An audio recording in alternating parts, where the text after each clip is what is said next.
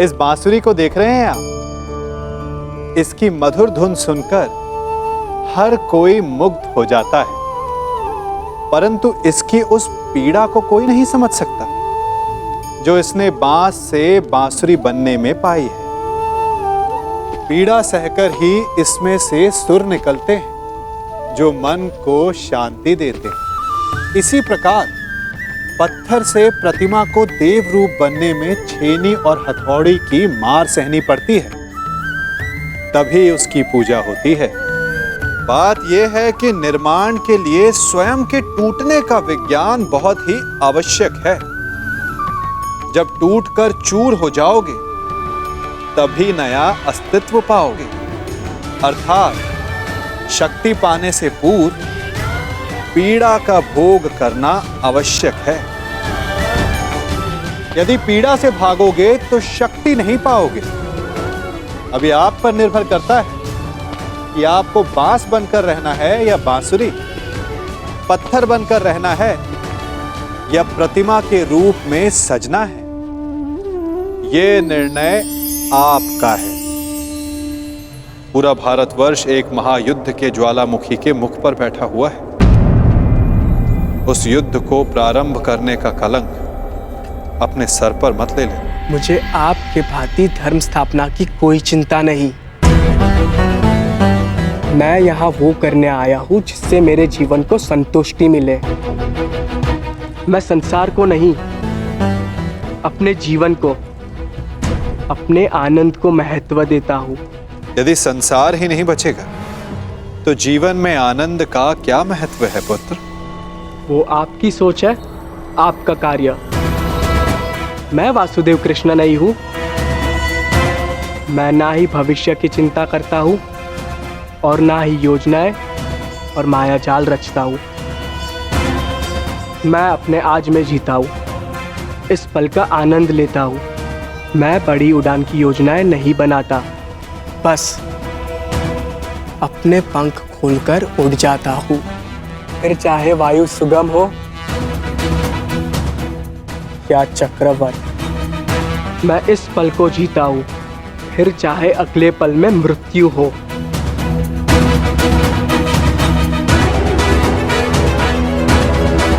तुम नहीं समझोगे साम, उड़ने से मृत्यु नहीं होती।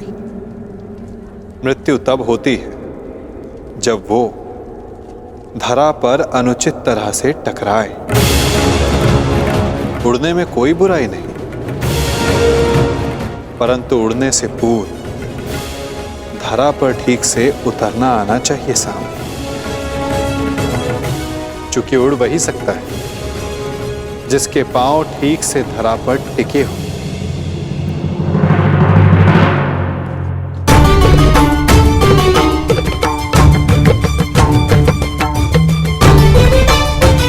भद्र, इस शुभ अवसर पर इन अस्त्रों का क्या काम? सज्ज रह रहा हूं। विवाह उत्सव है, युद्ध नहीं। मनुष्य का भाग्य और योद्धा का युद्ध कब ललकार दे किसे ज्ञान, इसीलिए तैयार रहना श्रेयस्कर है।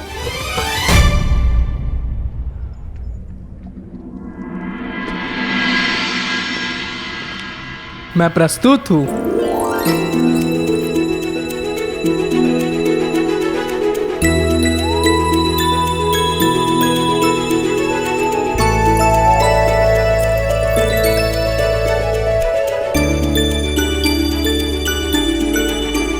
अरे ये अश्रु क्यों? मुझे लगा मुझसे मिलकर तुम्हारे मुख पर मुस्कान आएगी। मुस्कान आते आते रह गई और भय से अश्रु निकलने लगे। मेरे रहते कैसा भय? अनिष्ट का भय। मुझे विश्वास ही नहीं हो रहा कि ये सब होने जा रहा है। आशा है कि आज कदाचित मेरे पिताश्री और तुम्हारे पिता के मध्य हमारी संबंध की बात हो, परंतु शुभ कार्य में अनिष्ट तो होते ही है ना। बस इसी भय से अश्रु निकल।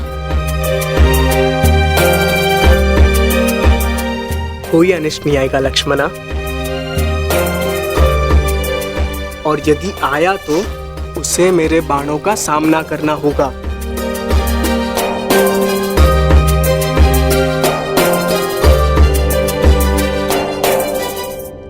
कदाचित उसकी आवश्यकता नहीं होगी। मामाश्री शकुनी हमारे ही पक्ष में है।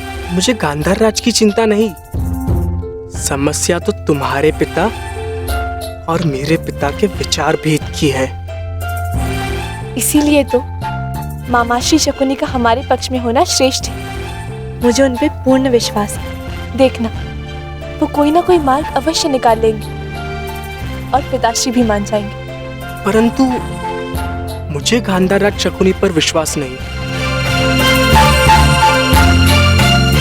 ऐसा मत बोलो साम।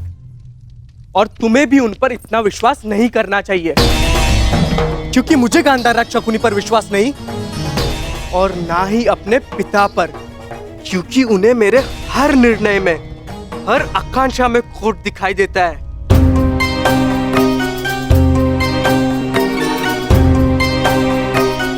साम, तुम्हारे पिताश्री परम श्रद्धेय है, उनका सम्मान करो। अंततः उन्हीं की इच्छा पर हमारा संबंध निर्भर है। मेरा संबंध किससे होगा ये मेरी इच्छा पर निर्भर करता है लक्ष्मणा। चलो देखते हैं क्या छिपा है मेरे पिता के मन में।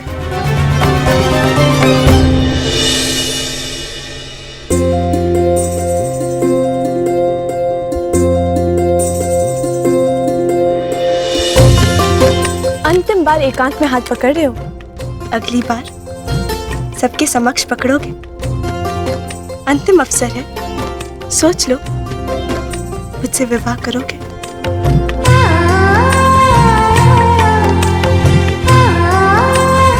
अवश्य। मेरे अतिरिक्त तुम्हारा हाथ कोई नहीं पकड़ पाएगा लक्ष्मणा।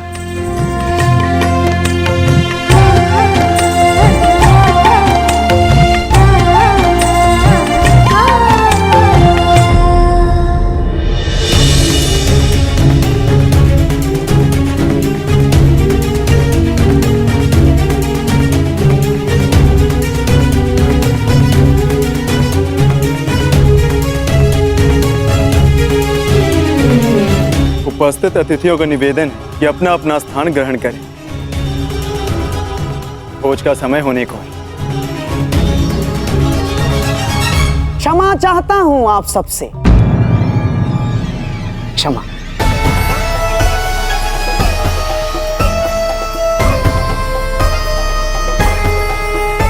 परंतु मुझे प्रतीत होता है कि भोज से पूर्व एक महत्वपूर्ण घोषणा कर दी जानी चाहिए।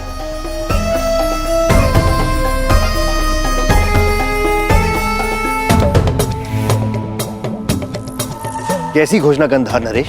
अब इसे घोषणा माने या प्रस्ताव? मैं शकुनी समस्त हस्तिनापुर की ओर से क्षमा का प्रस्ताव रखता हूं।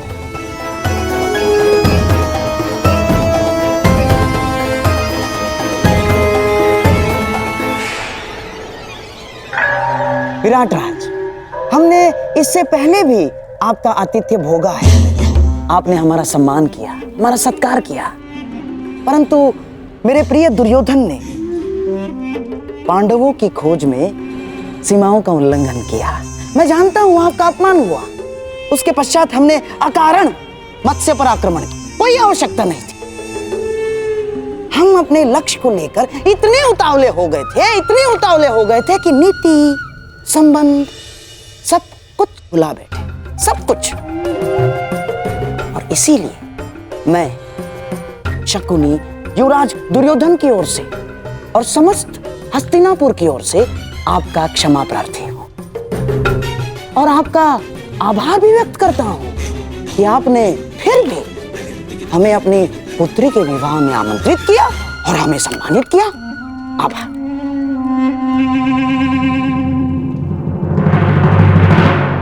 शकुनी का व्यवहार इतना विनम्र कब से हो गया? क्या है कि आप और हम दोनों क्षत्रिय हैं और आप तो जानते हैं कि क्षत्रिय क्रोध में सब कुछ भूल जाता है, सब कुछ।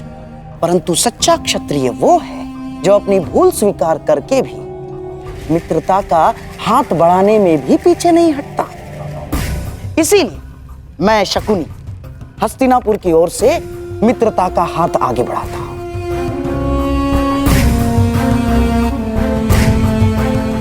और इस मित्रता को बनाए रखने के लिए एक प्रस्ताव प्रस्तुत करता हूं।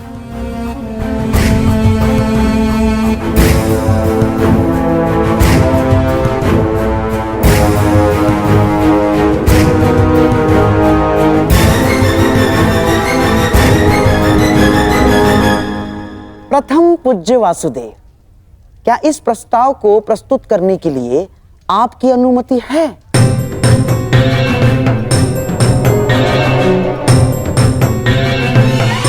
मित्रता बैर से सदैव श्रेष्ठ होती है गांधार राज। लो, अब तो स्वयं वासुदेव कृष्ण की अनुमति है। तो मैं हस्तिनापुर की राजकुमारी युवराज दुर्योधन की पुत्री लक्ष्मणा का हाथ विराट कुमार उत्तर के हाथ में देने का प्रस्ताव रखता हूं।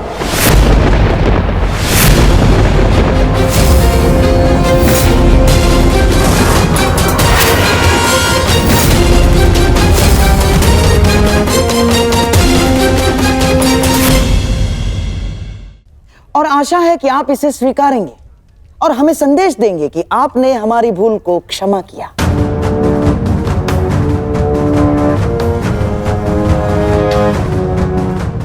अब विराट राज के साथ साथ आपसे भी आशा है कि आप भी इस संबंध की अनुमति देंगे। महान वासुदेव।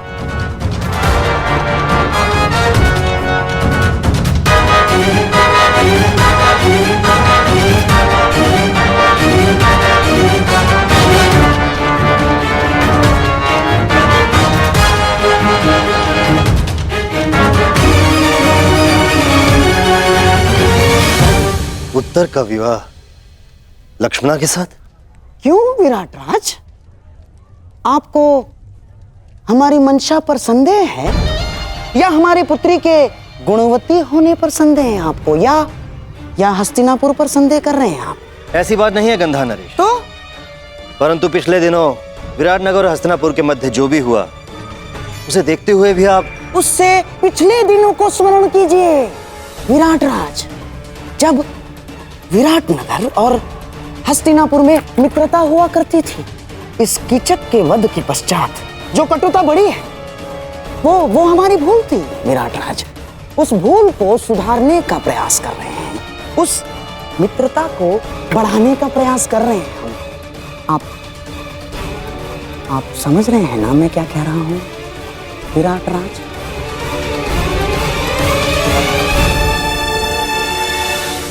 कहीं ये किसी और छल का प्रयास तो नहीं गंधार राज?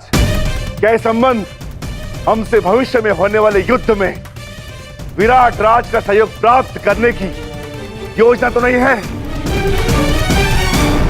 क्या छल भीम? कदाचित तुम्हें ज्ञात नहीं है, छल परायों के साथ किया जाता है, अपनों के साथ नहीं।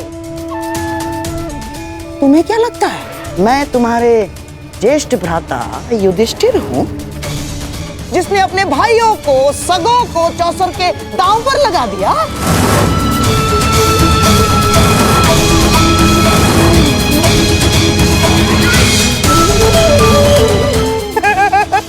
ना ना ना ना ना ना ना मैं लक्ष्मणा को, मेरे दुर्योधन की पुत्री को दांव पर नहीं लगाऊंगा ना। ये तो केवल मेरे सम्राट दुर्योधन का प्रस्ताव है और उसे मैं प्रस्तुत कर रहा हूं, बस।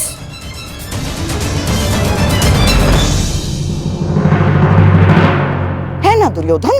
महामाश्री ठीक कह रहे हैं। और भीम, ये प्रस्ताव मेरी ही ओर से है। मैं छल नहीं करता, मुझे बल पर विश्वास है। बल पर।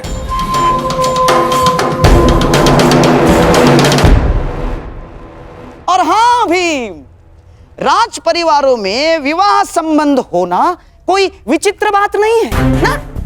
और रही बात युद्ध में सहयोग की, तो राज परिवारों में विवाह संबंध होने का सबसे बड़ा कारण होता है शांति की स्थापना या तो युद्ध में सहयोग की आशा। हाँ, जब तक कोई प्रेम प्रसंग ना चल रहा हो।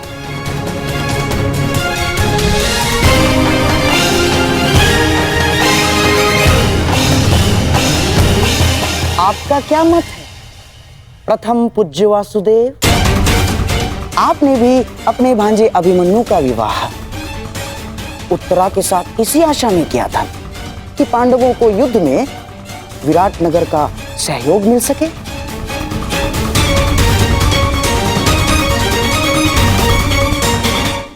बताइए, मैं कुछ असत्य कह रहा हूं वासुदेव? और इतने महत्वपूर्ण निर्णय लेने से पूर्व की गई भविष्य गणना आपसे अधिक कौन समझ सकता है वासुदेव?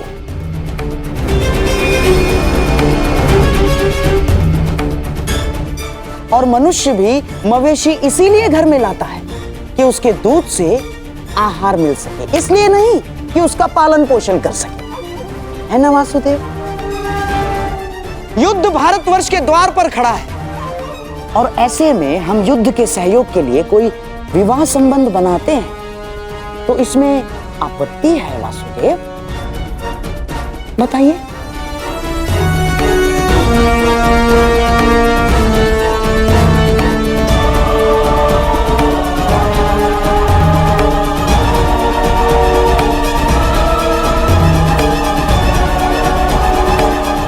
नहीं वासुदेव, इस संबंध के लिए हाँ मत कहिएगा। मैं गांधार नरेश के विचारों से पूर्णतः सहमत हूं।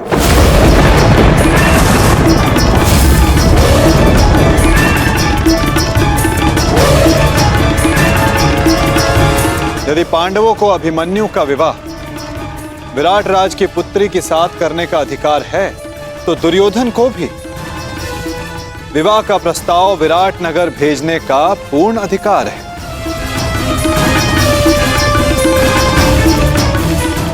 परंतु अब निर्णय विराट राज का है।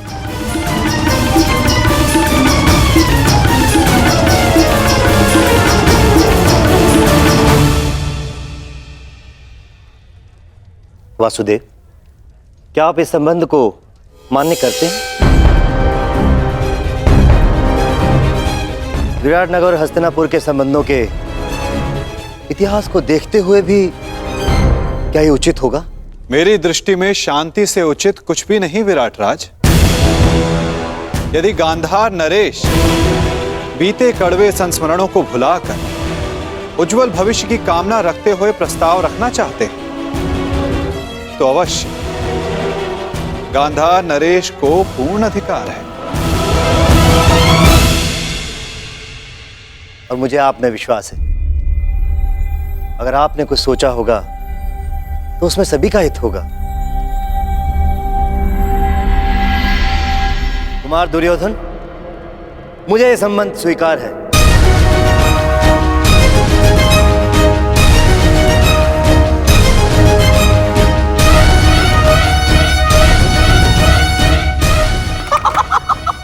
बधाई हो विराट राज। कितना शुभ दिवस है ये। जब हम यहाँ आए थे तो अतिथि बनकर आए थे और अब जब जाएंगे तो संबंधी बनकर जाएंगे। मेरा और एक प्रस्ताव है।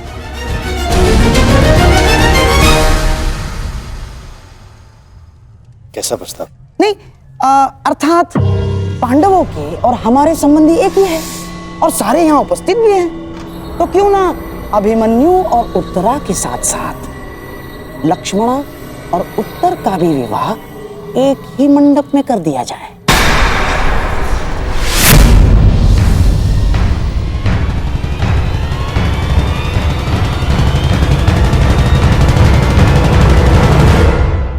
अति उत्तम विचार, स्वीकार है। मुझे भी स्वीकार है।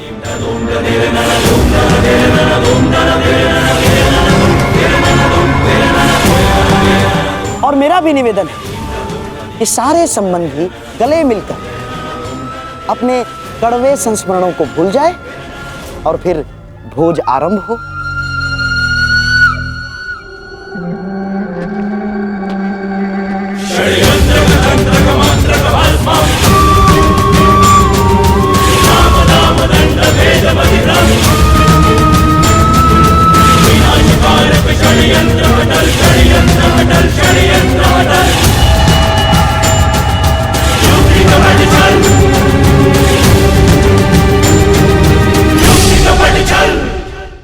पिता होना बड़े आनंद का विषय है, और जितना बड़ा आनंद है उससे भी अधिक बड़ा उसका उत्तरदायित्व भी।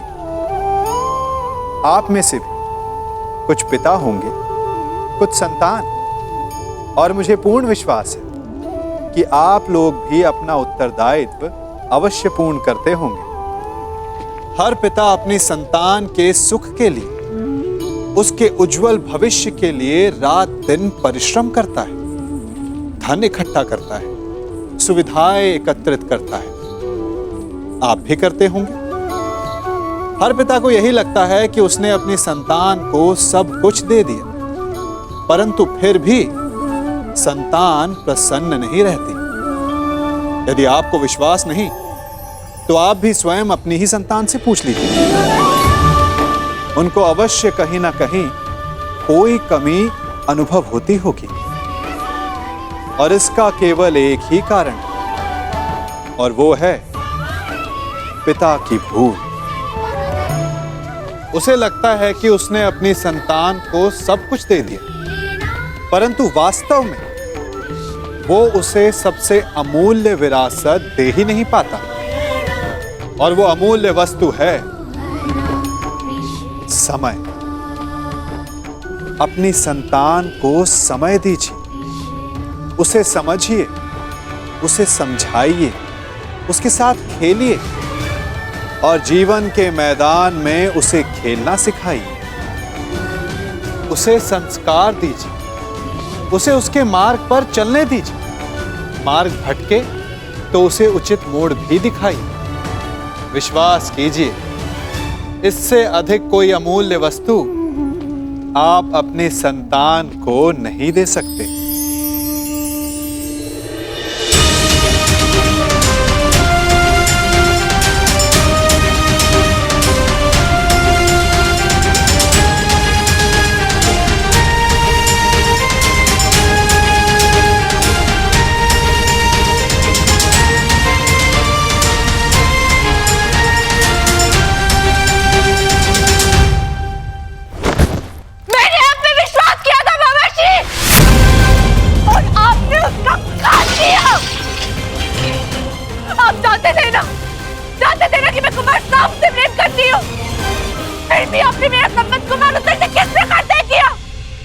धैर्य, निश्चित रूप से ये गुण तुम्हें अपने पिता से मिला है लक्ष्मणा।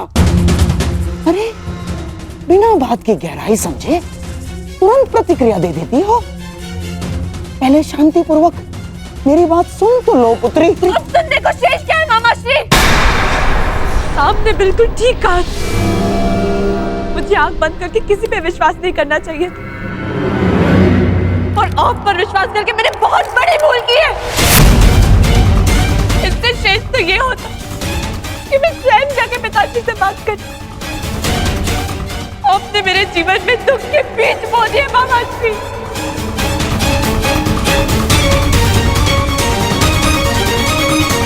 नहीं बच्ची, देखो पौधे के उगने से पूर्व ये भविष्यवाणी करना उचित नहीं है कि बीज बुरे थे। यदि तुम्हारे पिता की ही ये इच्छा थी तो मैं उसकी इच्छा के विरुद्ध कैसे जाता? क्या पिताश्री ने आपको ऐसा करने को कहा? हाँ, यही तो मैं कब से समझाने का प्रयास कर रहा हूँ, परंतु तुम हो कि सुनते ही नहीं हो। तुम्हारे और सांब के विवाह का प्रस्ताव मैं दुर्योधन के पास लेके गया था, परंतु वो सुनते ही क्रोधित हो गया और उसने स्पष्ट रूप से कह दिया कि वो तुम्हारा विवाह कृष्ण पुत्र सांब के अतिरिक्त और किसी से भी करवा सकता है।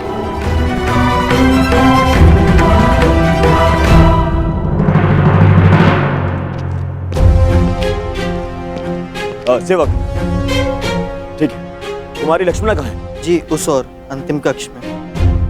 ठीक है। परंतु आपने उन्हें बताया नहीं कि मैं सांब से प्रेम करती हूँ। मैंने बताया उसको। मैंने तुम्हारी सहायता का वचन जो लिया है, और दुर्योधन से अधिक मैं तुमसे प्रेम करता हूँ लक्ष्मणा, और तुम्हारे कल्याण का उत्तरदायित्व कैसे भूल सकता हूँ मैं ना? तो फिर उन्होंने क्या कहा? कहा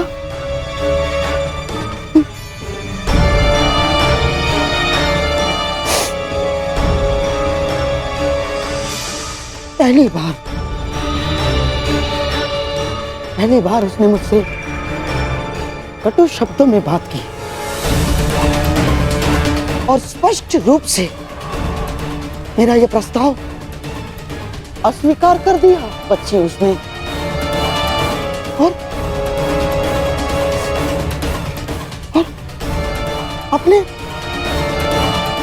अपने मामा के नाश की चेतावनी दे डाली उसने। और बच्ची उसने मुझे आदेश दिया कि मैं कुमार उत्तर से तुम्हारे विवाह के विषय में विराट राज से चर्चा करूं।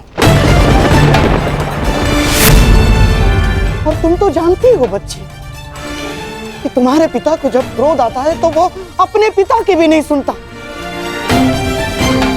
और मैं तो ठहरा मामा।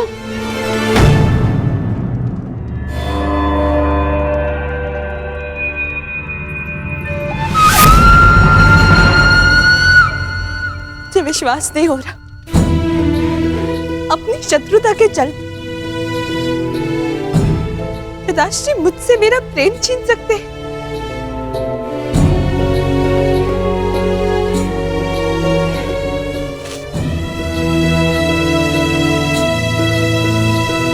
ठीक है, तो मैं भी उन्हीं की पुत्री हूं। मैंने निर्णय ले लिया है, अपने वर का चयन करना हर स्त्री का अधिकार होता है, और मेरा यह अधिकार मुझसे कोई नहीं छीन सकता, और मैं इस अधिकार का प्रयोग करूंगी। मैं सांब से प्रेम करती हूँ और केवल उसी से विवाह करूंगी, उसके अतिरिक्त किसी और से नहीं। और मेरा ये निर्णय कोई नहीं टिका सकता। अपने प्रेम के राह में मैं किसी को नहीं आने दूंगी, फिर चाहे वो मेरे पिताश्री ही क्यों ना हो।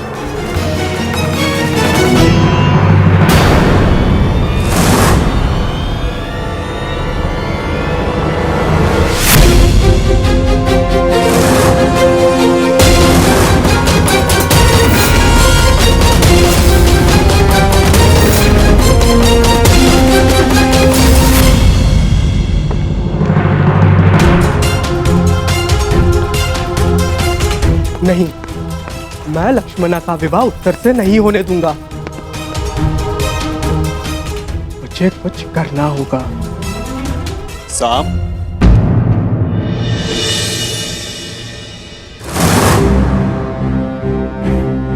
हस्तिनापुर की राजकुमारी लक्ष्मणा का हाथ विराट कुमार उत्तर के हाथ में देने का प्रस्ताव रखता।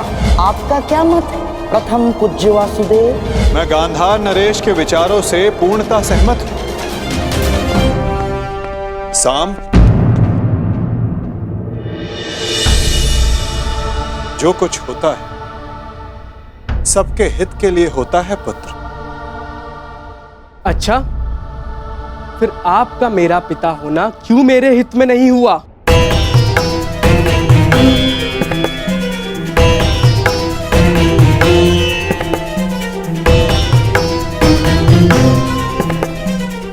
आपने वहां लक्ष्मणा का विवाह उत्तर से होना निश्चित किया। क्या अब आप मुझे अपना पुत्र कहने का अधिकार रखते हैं? पिता तो मैं हूं सांब, परंतु लक्ष्मणा और उत्तर के विवाह से तुम्हें क्या समस्या? ये प्रकरण हस्तिनापुर और विराट के मध्य, फिर तुम क्यों इतने आक्रोश में? मैं आक्रोश में हूं क्योंकि लक्ष्मणा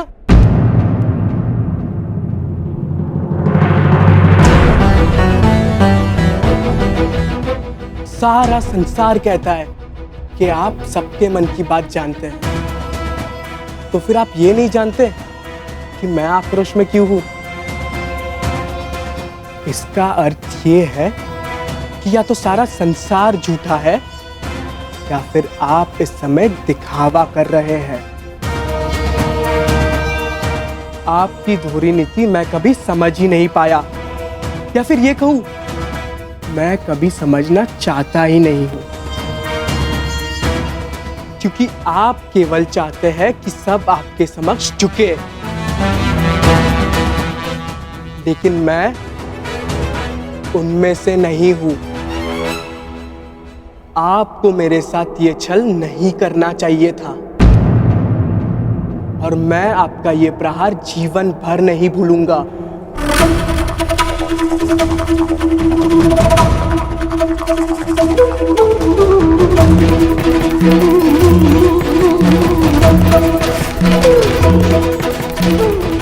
तुम जो मेरे साथ करने वाले हो पुत्र, वो सारा संसार नहीं भुला पाए, परंतु तब भी हर पिता की भांति मैं तुम्हें क्षमा करता रहूंगा और तुम्हें अपनी ही भूल से शिक्षा लेते देखता रहूंगा।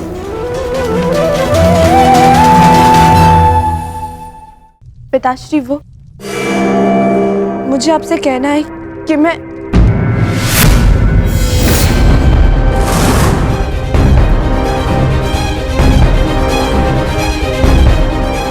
दुर्योधन, ईश्वर के लिए इस बच्ची पर रुष्ट ना हो। अरे ये तो अबोध। शांत रहिए आप। ये कोई राजनीति का चौसर नहीं है और ना ही रणभूमि का खेल।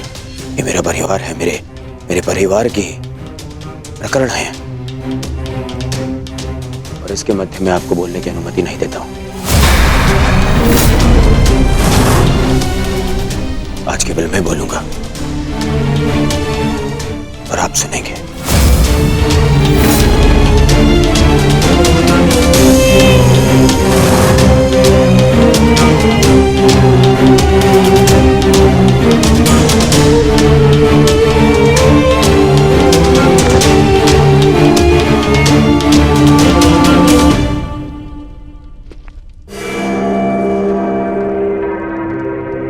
सब कहते हैं, पूरा संसार कहता है कि दुर्योधन सत्पुरुष नहीं बन सकता। ठीक है, ठीक ही तो है, क्योंकि जब मैं अपने बीती भूलों को देखता हूं तो मुझे प्रतीत होता है मुझे प्रतीत होता है कि उनकी सोच अनुचित नहीं है। ठीक है, ठीक।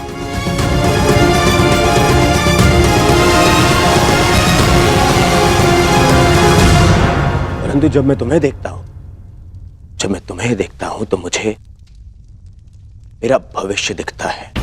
ऐसा प्रतीत होता है कि मैं मेरे भविष्य को सुधार सकता हूं, उसे सुंदर बना सकता हूं। मुझे अनुभव होता है कि अपने बीती भूलों को,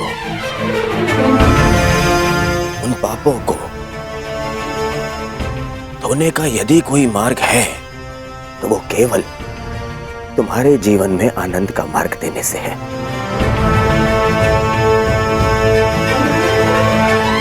पुत्री, मैंने तुम्हें सब कुछ दिया।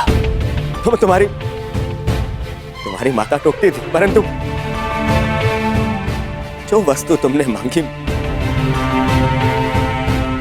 मैंने तुम्हें लाके दी। पता, इस दुर्योधन के, इस दुर्जय योद्धा के मन में कोई कोमल भाव है ना, वो केवल तुम्हारे लिए है पुत्री। फिर पता नहीं क्या कमी रह गई, बताओ ना पुत्री, मेरे प्रेम में क्या कमी रह गई? तुम्हारे लालन पालन में क्या भाव रह गया पुत्री? ऐसा मत बोलिए पिताश्री, आप संसार के सबसे अच्छे पिता हैं। सच? तुमने ऐसा क्यों किया पुत्री? यदि ये सच है तो ऐसा क्यों किया? मेरे और वासुदेव कृष्ण के संबंधों को जान के भी तुमने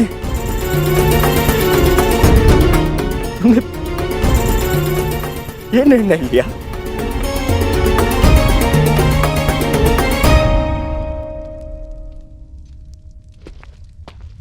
तुम्हें ज्ञात नहीं है कि कितनी बड़ी दुविधा को आमंत्रित करने जा रही हो तुम?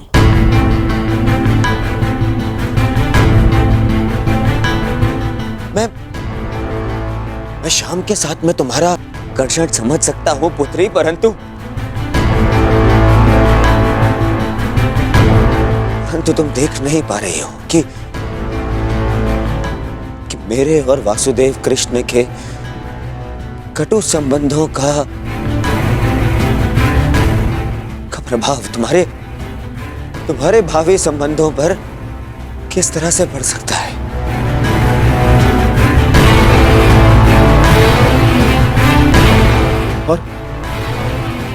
और कोई भी पिता अपनी पुत्री को अपने कारण कष्ट में नहीं देख सकता है पुत्री।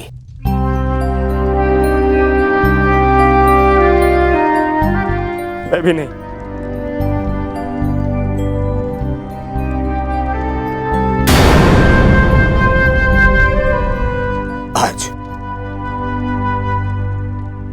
आज ये पिता अपनी पुत्री से विनती करता है।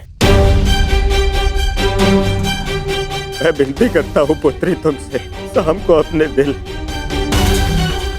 अपने मन से निकाल दो पुत्री।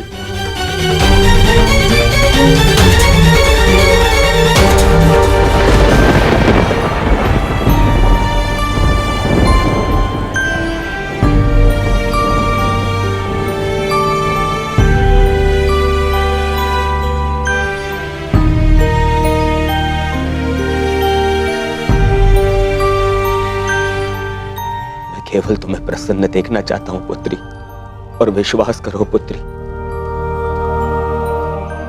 तुम सब के साथ प्रसन्न नहीं रह पाओगी।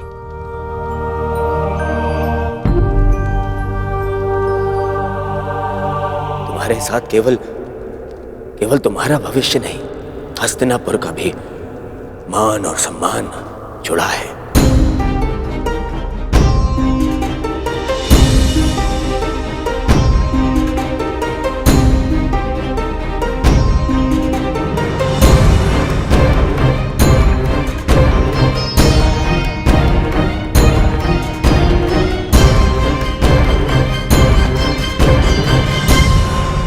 अब निर्णय तुम्हें लेना है।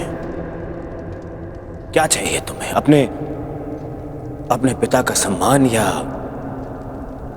फिर अपना स्वप्न?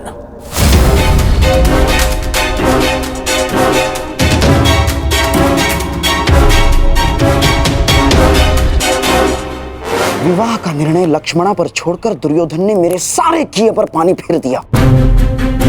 अब उस कृष्ण को नीचा दिखाने के लिए मुझे कुछ और करना होगा।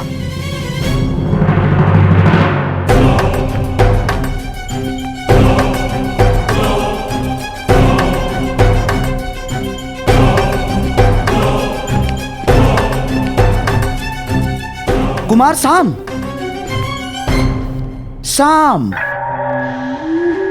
मैं जानता हूं कि तुम पर क्या बीत रही है और इस समय किस संताप का अनुभव कर रहे हो तुम। मैं समझता हूं,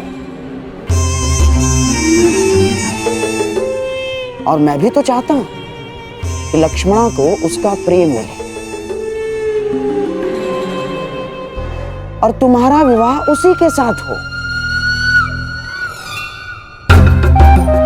परंतु जिनके चाहने से यह संभव है, वो लक्ष्मणा के पिता दुर्योधन ये नहीं होने देना चाहते। सांब, किंतु इसका अर्थ ये नहीं कि मैं पराजय स्वीकार कर लूंगा। या तुम्हें कर लेनी चाहिए साम ना। सभा में मैंने वही किया जो दुर्योधन चाहता था। बस मुझे एक ही आशा थी कि वासुदेव कृष्ण तुम बालकों का मन पढ़ के इसका विरोध करें, परंतु उन्होंने भी वैसा कुछ नहीं किया। साम, मैं तो चाहता था। आपके चाहने से अब कुछ नहीं होगा। मैंने लक्ष्मणा से कहा था कि हर एक पर विश्वास ना करे, चाहे लोग उन्हें ईश्वर ही क्यों ना मानते हो। परंतु मेरी बात पर तुम्हें विश्वास करना ही होगा साम।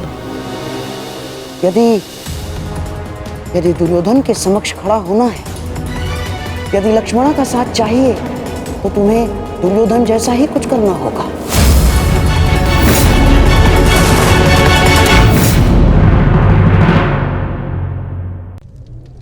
युवा अवस्था भी हमारे जीवन का कितना सुंदर काल होता है ना। बाहु में बल, मन में कुछ बड़ा कर जाने की चाह, आंखों में भविष्य के सुंदर और कोमल सपने। और इसी अवस्था में मनुष्य के भीतर पनपता है प्रेम। किसी को देखकर उस पर मन मोहित हो जाता है और फिर मनुष्य अपना सब कुछ उस पर न्यौछावर कर देना चाहता है। फिर प्रेम की परिणति होती है विवाह में। क्यों? सबको अपने खट्टे मीठे संस्मरण स्मरण हुआ है ना। परंतु यहीं से अधिकतर माता पिता और संतान के मध्य विचारों का विरोध प्रारंभ हो जाता है। संतान को लगता है कि उसका चुना जीवन साथी ही उसके लिए उपयुक्त है, और माता पिता को लगता है कि संतान अनजाने में भूल कर रही है। संतान का तर्क होता है कि उसे विवाह किससे करना है, ये उसका अधिकार है, और माता पिता का तर्क ये होता है कि अब भी जीवन साथी चुनने की समझ संतान में है ही नहीं। तो इस अवरोध को काटा कैसे जाए, उचित निर्णय कैसे लिया जाए? इसका एक ही मार्ग है, अपने उत्तरदायित्व का भान और अपनों से बड़ों के मापदंडों का भान। विवाह करने से पूर्व यह जान लेना आवश्यक है कि विवाह केवल अपने प्रेम को पाने का मार्ग नहीं है, अपितु विवाह से जीवन का एक नया द्वार भी खुलता है, और हर नए जीवन के साथ नए उत्तरदायित्व भी होते हैं। और यदि इन उत्तरदायित्वों को समझकर निर्णय लिया जाए तो विश्वास कीजिए, आपका दाम्पत्य जीवन आनंद से भरा रहेगा और आपको कभी यह पछतावा नहीं होगा कि आपने कोई अनुचित निर्णय लिया। यदि दुर्योधन के समक्ष खड़ा होना है, यदि लक्ष्मणा का साथ चाहिए, तो तुम्हें दुर्योधन जैसा ही कुछ करना होगा, उसी के जैसा बनना होगा तुम्हें। जब आज तक लोगों के लाख कहने पर मैं अपने पिता जैसा नहीं बना, तो उनके शत्रु जैसा बनने की भी मुझे कोई आवश्यकता नहीं है।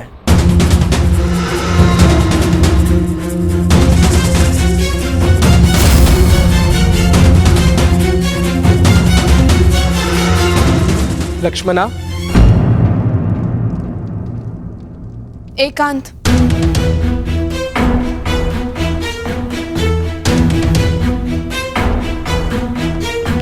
मैंने तुम्हें चेतावनी दी थी कि किसी पर विश्वास मत करना, और जिस पिता पर मुझे विश्वास नहीं था, उन्होंने उसे आज भी नहीं बनने दिया। तुम कहती थी ना कि वो मेरे पिता है, मेरी प्रसन्नता, मेरा हित चाहेंगे, परंतु किसी का भी कोई भी प्रयास स्तंभ से उसका भविष्य नहीं छीन सकता।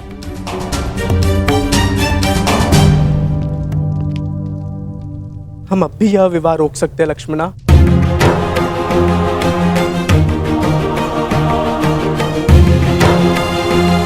मैं तुम्हारे साथ हूं लक्ष्मणा। चलो, मैं तुम्हारे साथ स्वयं चलकर तुम्हारे पिता से इस विषय में बात करूंगा।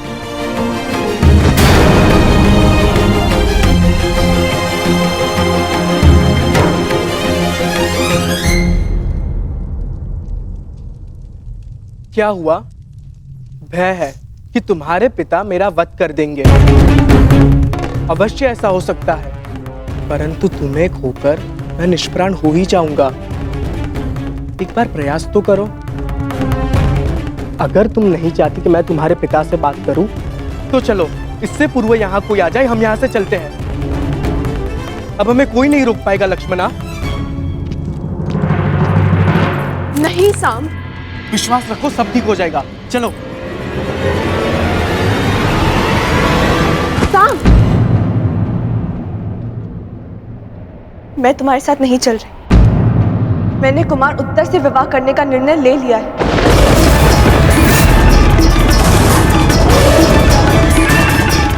हाँ साम, यदि पिताश्री को मेरे इसी संबंध में मेरा हित दिखता है, तो मैं उन्हें निराश नहीं करूंगी।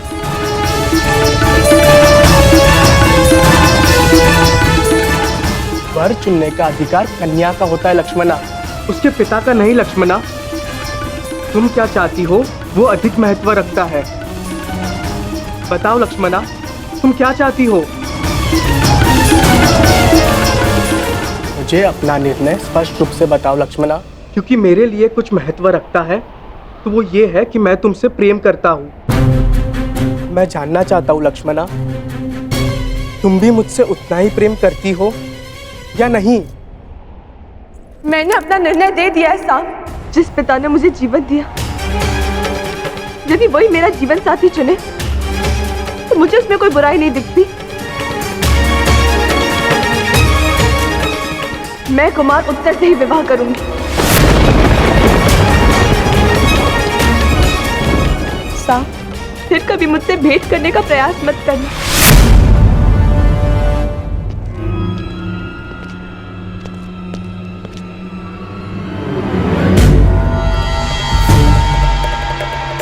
ठीक है, मैं कभी तुम्हारे सामने नहीं आने का वचन देकर चला जाऊंगा। बस इतना बता दो, तुम्हें मुझसे प्रेम है या नहीं?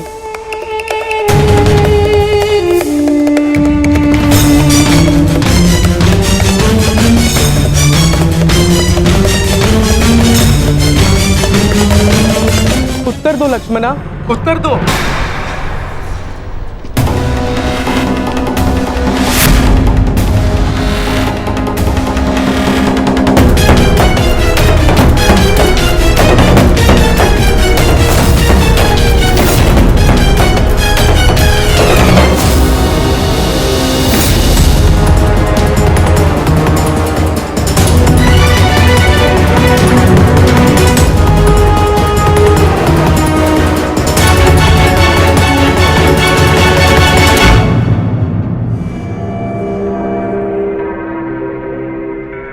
क्या हुआ?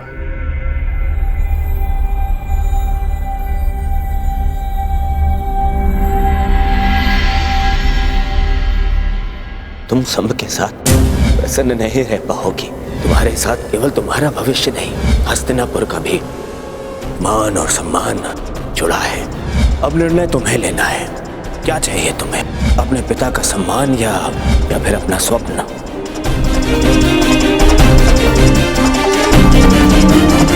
मैं ठीक हूँ काकाश्री।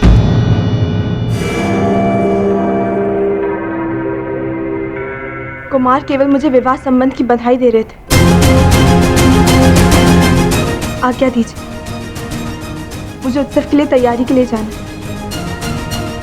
रानी,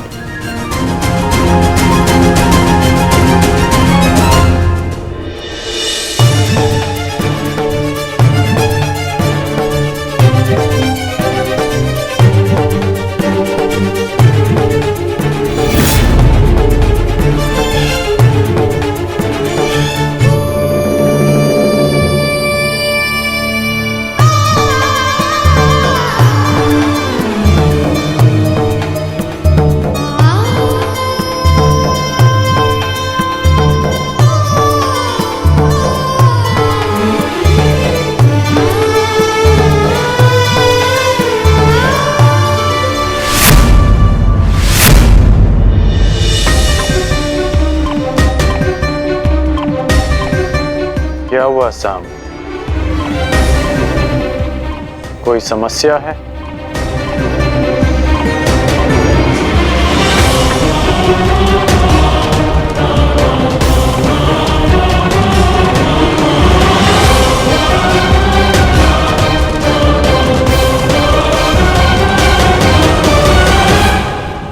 शाम,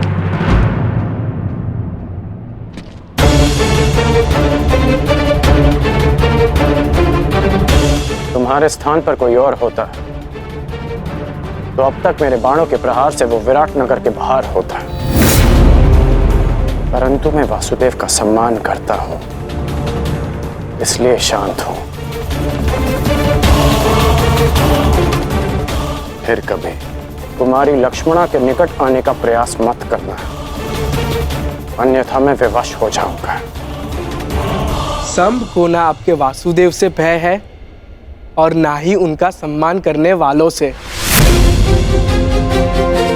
इसीलिए फिर कभी मुझे धमकाने का प्रयास मत कीजिएगा।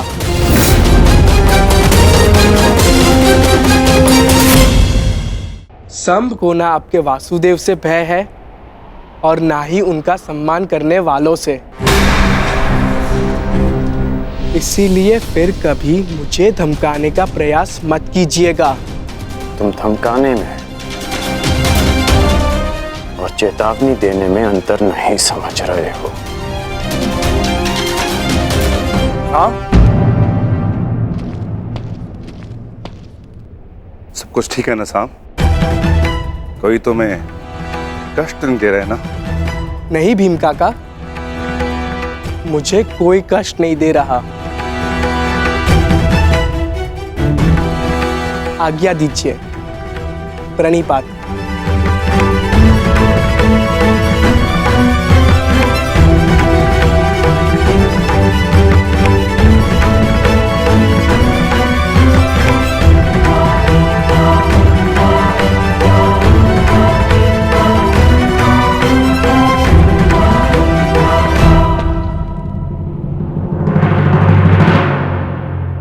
स्मरण रहे अंगराज, ये मेरे भतीजे अभिमन्यु के विवाह का उत्सव तुम्हारे रंगभूमि नहीं, कहीं भी पहुंचकर अतिथियों को कष्ट पहुंचाने का तुम्हारा पुराना अभ्यास है।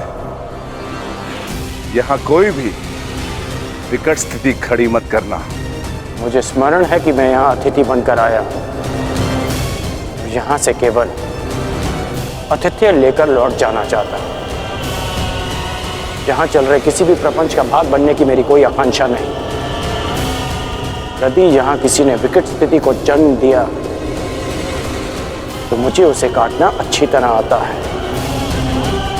और इसे तुम भली भांति जानते हो।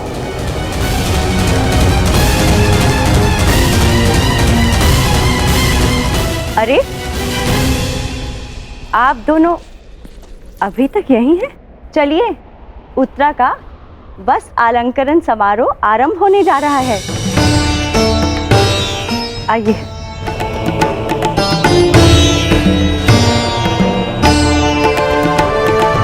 सुनो सेवक, जिस विशिष्ट भोजन के विषय में मैंने कहा था, क्या उसकी व्यवस्था हो गई? जी भद्र, 50 सेर भात, 100 सेर साग, 200 सेर मिष्टान और राजभोग तैयार है। इतने भिन्न और विशिष्ट भोजन किसके लिए विकोधर? क्या कोई सैनिकों का दल आने वाला यहाँ? नहीं महारानी, ये मेरे पुत्र की क्षुधा शांत करने की व्यवस्था है। वो भी इस विवाह समारोह में आ रहा है। हम आपके इस पुत्र को मिलने के लिए उत्सुक हैं। निश्चिंत रहिए महारानी, जब आएगा तो सभी को स्वयं ज्ञात हो जाएगा।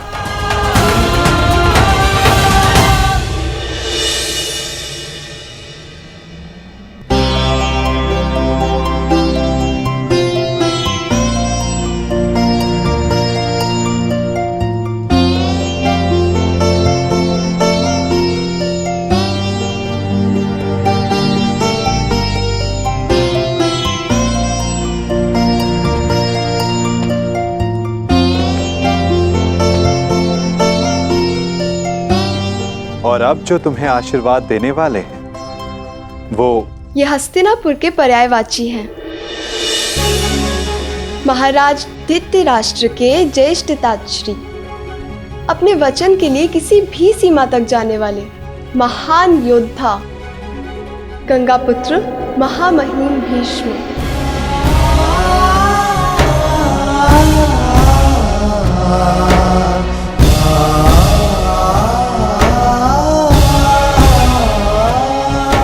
हाँ पुत्री, तुम इनसे जो आशीर्वाद मांगना चाहती हो मांग सकती हो। गंगा पुत्र अपनी नई पीढ़ी की प्रथम वधू को मनचाहा आशीर्वाद देंगी। प्रपितामह, मैं आप जितनी बुद्धिमान नहीं हूँ, परंतु जो कुछ घटित होते देखा है उसके आधार पर संभावना अवश्य है कि आने वाले समय में एक भयानक युद्ध होगा।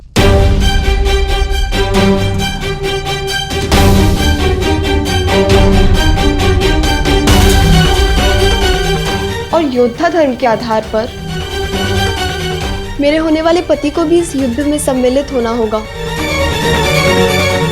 इस परिवार की बहू और एक पत्नी होने के नाते मैं आपसे अपने पति की दीर्घायु का आशीर्वाद मांगना चाहती हूँ।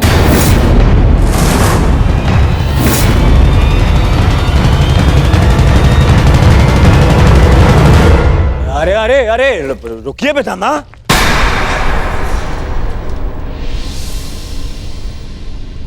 क्या हो रहा है पितामह? ये कैसी कामना है? वही कामना युवराज जो हर पत्नी अपनी पति के लिए करती है, और इस कामना में कुछ भी अनुचित नहीं। शेष ये गंगा पुत्र पर निर्भर करता है कि वो ये आशीर्वाद देना चाहते हैं या नहीं।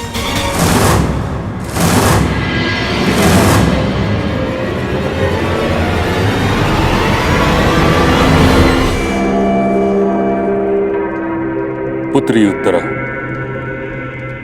मैं तुम्हें वचन देता हूं कि जब तक रणभूमि में ये गंगा पुत्र खड़ा रहेगा तब तक तुम्हारा सौभाग्य और तुम्हारा सुहाग दोनों पर कोई आंच नहीं आएगी।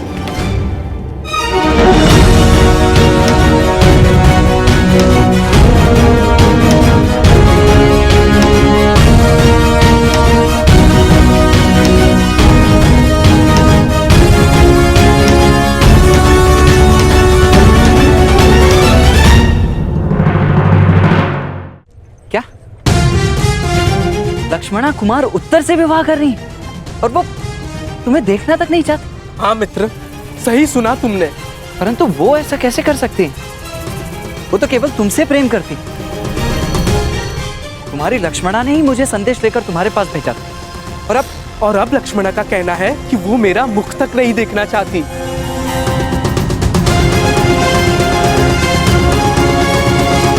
परंतु उसके कहने का तात्पर्य ये नहीं था। मैं समझा नहीं। उसने ऐसा कहा, परंतु उसके कहने का यह तात्पर्य नहीं था। मुझे तो तुम्हारे कहने का तात्पर्य समझ नहीं आ रहा मित्र। तुम नहीं समझोगे मित्र, क्योंकि तुमने अभी तक प्रेम नहीं किया। प्रेम में शब्द सत्य नहीं कहते। सत्य दृष्टि में छिपा होता है, और सत्य ये है कि लक्ष्मणा मुझसे अब भी प्रेम करती है। मुझे पहेलियां समझ नहीं आती मित्र, अपना मंतव्य स्पष्ट कहो। ये तो मुझे भी स्पष्ट नहीं। हर कोई भिन्न भिन्न खेल खेल रहा है। मेरे महान पिता का कहना है कि जो हुआ अच्छे के लिए हुआ, और गांधार राज का कहना है यदि मुझे युवराज दुर्योधन के समक्ष खड़ा होना है और लक्ष्मणा का साथ चाहिए तो मुझे उनकी भांति बनना होगा, उनकी भांति करना होगा। कुछ समझ नहीं आ रहा। मैं भला युवराज दुर्योधन की भांति क्यों बनूं? क्या करूं उनकी तरह? समझ नहीं आ रहा। मैं कैसे इस विवाह को रोकूं? परंतु मुझे ये पहेली समझ में आ गई है मित्र। मैं जानता हूं अब क्या करना है। क्या? तुम्हें अपने प्रेम पर पूर्ण विश्वास है ना? तो चलो मेरे साथ। कहाँ? लक्ष्मणा का हरण करने।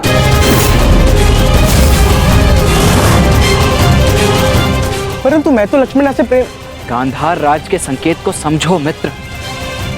युवराज दुर्योधन की भांति बनने का अर्थ है कि तुम्हें उनकी भांति साहस दिखाना होगा। उनकी भांति करने का अर्थ है जैसे उन्होंने राजकुमारी भानुमति का अपहरण किया था, वैसे ही तुम्हें भी करना होगा लक्ष्मणा को पाने के लिए। मित्र, लक्ष्मणा निश्चित रूप से तुमसे अभी भी प्रेम करती है। वो निश्चित रूप से अपने पिता के विरुद्ध नहीं जा सकती, परंतु तुम जा सकते हो। ये सोचने का समय नहीं है मित्र। अपने हृदय की सुनो मित्र, अपने हृदय की सुनो। हमें सबसे पहले लक्ष्मणा को इन सब आयोजनों से दूर रखना होगा, ताकि उसे यहाँ से दूर ले जाने के लिए हमें अधिक समय मिल सके। तुम समझ रहे हो ना मित्र साम? तुम सही कह रहे हो मित्र।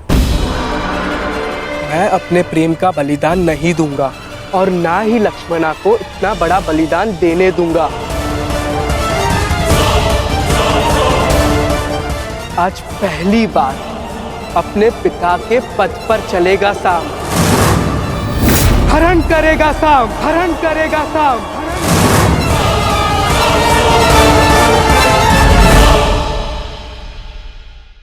कभी कभी हमें लगता है कि हमारे अपने, हमारे हितैषी, हमारे माता पिता को हमारे मन की बात ही नहीं समझ आ रही, जैसे उन्हें हमारे हर कार्य में, हर निर्णय में खोट दिखाई दे रहा हो। और ऐसे में हम कर बैठते हैं विद्रोह। ऐसी अवस्था में हमें वही अच्छा लगने लगता है जो हमारी मन की बातों का समर्थन करे। हम उसे ही अपना हितैषी समझ लेते हैं। परंतु जो आपसे मीठी बातें कर रहा हो वो आपका हितैषी है, ये आवश्यक नहीं। कुछ विषैले फूल बड़े सुंदर दिखते हैं, कुछ विषैले फल असाधारण रूप से बड़े स्वादिष्ट होते हैं। और ये भी आवश्यक नहीं कि हमारे रोगों का निदान करने वाली औषधि सदा मीठी हो। इसलिए विष और औषधि में अंतर को परखने का प्रयास करें। हो सकता है जो आपके हित की बात कर रहा हो वो आपको संकट के गर्त में ले जा रहा हो। बात बात पर आवेश में ना आए। हो सकता है कि आपके माता पिता की कड़वी बातों में आपका ही हित छिपा हो। और माता पिता को भी प्रयास करना चाहिए कि यदि उनकी संतान अनुचित निर्णय ले रही है तो उसके अनुचित होने का भान प्रेम से करवाएं, दबाव और शासन से नहीं। क्योंकि कभी कभी कटु शब्द और कटु वचन अनुचित निर्णय को और पक्का कर देता है। पुत्री उत्तरा, मैं तुम्हें वचन देता हूं कि जब तक रणभूमि में यह गंगा पुत्र खड़ा रहेगा तब तक तुम्हारा सौभाग्य और तुम्हारा सुहाग दोनों पर कोई आंच नहीं आएगी। परंतु आपके पश्चात कदाचित तुम्हें यह ज्ञात नहीं कि मुझे इच्छा मृत्यु का वरदान प्राप्त है। फिर भी तुम्हारा संशय मिटाने के लिए मैं वचन देता हूं कि तुम्हारा पति अभिमन्यु सुरक्षित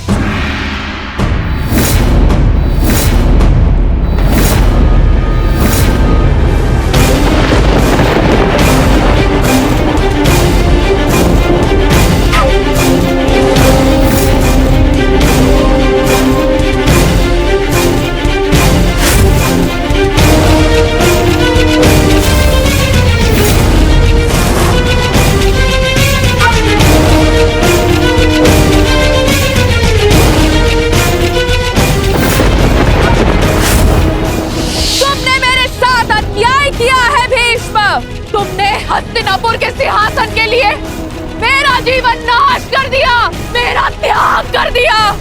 मैं नया जन्म लेके आऊंगी भीष्म, तुमसे प्रतिशोध पूर्ण करने।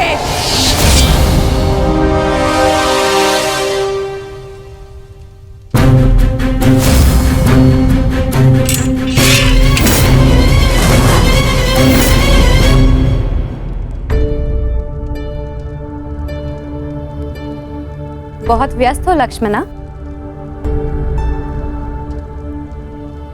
अभी से ही अपने विवाह की तैयारियां प्रारंभ कर दी?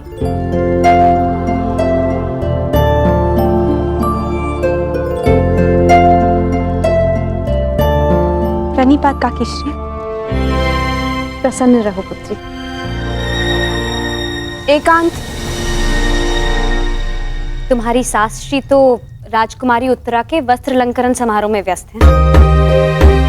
इसलिए वो चाहती थी कि ये सभी उपहार हम तुम तक पहुंचा दें।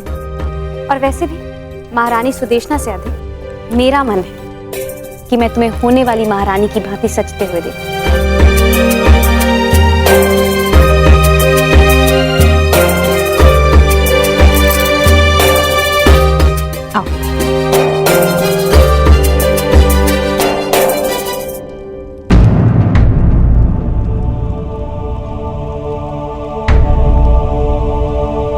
इस पुष्प जैसे कोमल मुख पर ये उदासी की परछाई क्यों?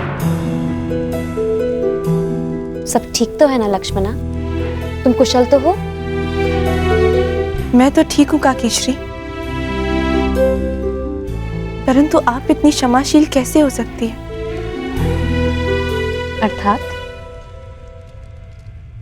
अर्थात मेरे पिताश्री ने जो किया वो भुलाया नहीं जा सकता, और मैं जानती हूं कि क्षमा भी नहीं किया जा सकता। परंतु ये जानते हुए कि मैं उन्हीं की पुत्री हूं, आप मुझसे इतना स्नेह कर रही हैं। मैं कुरुवंश की वधू हूं लक्ष्मणा, और कुरुवंश की पुत्री से स्नेह करना मेरा कर्तव्य है।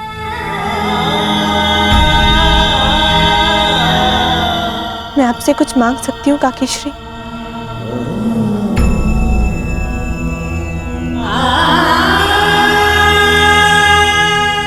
ये निर्णय तो मांग सुनकर ही ले पाऊंगी पुत्री। बिना सोचे समझे वचन देने की पीड़ा बहुत अनुभव कर चुकी हूँ।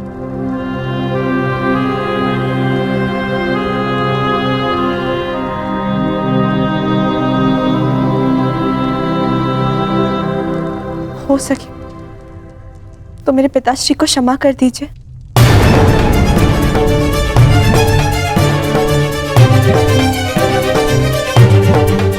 उनकी ओर से मैं आपसे क्षमा चाहती हूँ।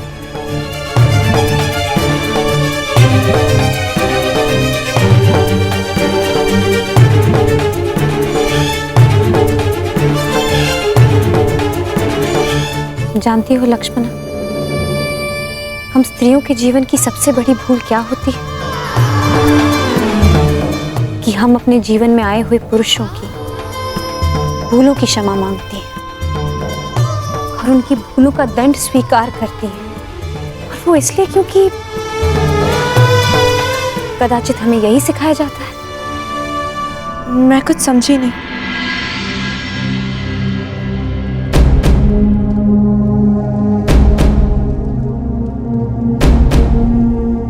बस इतना समझ लो कि उस अधर्म के लिए क्षमा मत मांगो जो अधर्म तुमने किया नहीं, और ना ही उस भूल के लिए दंड भुगतना स्वीकार करो जो भूल तुमने की नहीं। सदा अपने हृदय की सुनो।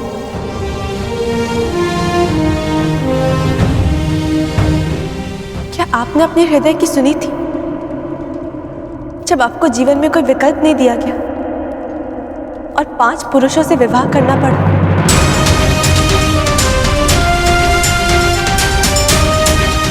विकल्प था, परंतु मैंने उस स्थिति से बाहर निकलना उचित नहीं समझा। मैंने अपने हृदय की सुनी और सबके कल्याण के लिए मैंने 5 पुरुषों से विवाह करने का निर्णय किया।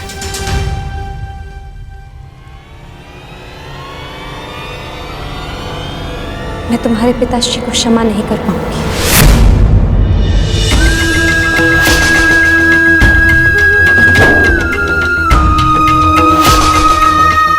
परंतु तुम्हें एक सीख दूं, सदा अपने हृदय की बात सुनो और अपने निर्णय का सम्मान करना। अपने जीवन से जुड़े किसी भी निर्णय के लिए कभी किसी और पर निर्भर मत होना। पांचाल कुमारी की जय हो। पांचाल से कुमारी शिखंडिनी और कुमार दृष्टद्युम्न पधार चुके हैं।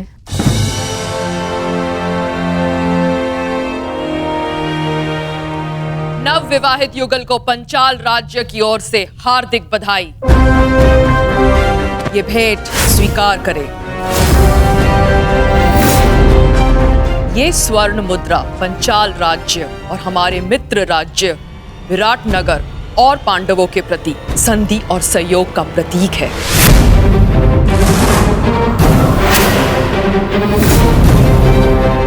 इसे आप स्वीकार करें।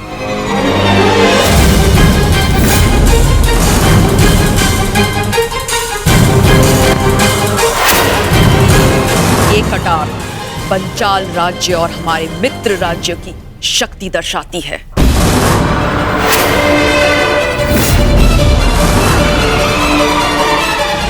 हम पंचाल राज्य और हमारे मित्र राज्य की सेना का एक बड़ा भाग आपको भेंट करते हैं।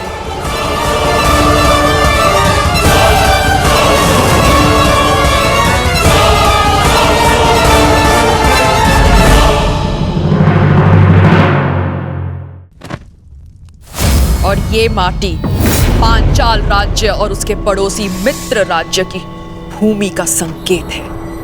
हम पांचाल अथवा हमारे मित्र राज्य की भूमि का एक बड़ा भाग आपको भेंट करते हैं।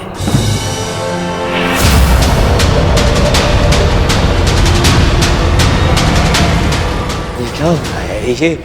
ये क्या हो रहा है? ये क्या हो रहा है? क्या हो रहा है ये? बंद करो, बंद करो ये स्वांग, बंद करो ये स्वांग।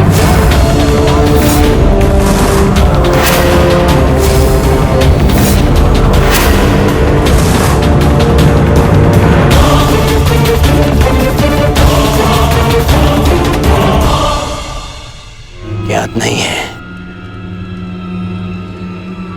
दिग्विजय के पश्चात तुम्हारे पांचाल पर मेरा अधिकार है, हस्तिनापुर का अधिकार है।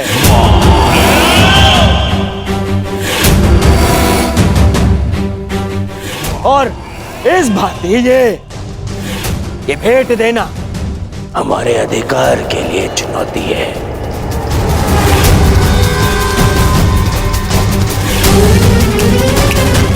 यदि ये भेंट वापस ना ली गई तो मैं इसे युद्ध की चुनौती मानूंगा।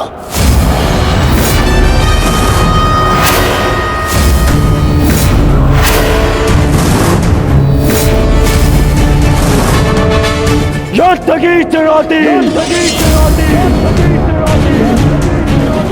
न्यायानाम अधिकाराणाम प्राप्त्यर्थम साम्राज्यर्थम।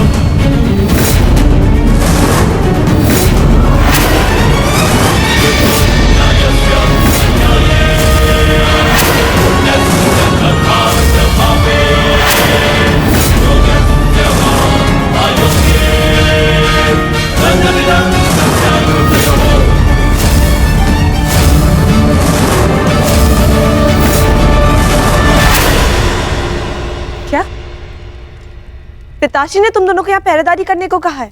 जी राजकुमारी, युवराज का निर्देश है, हम आपकी रक्षा के लिए यहाँ प्रस्तुत रहें।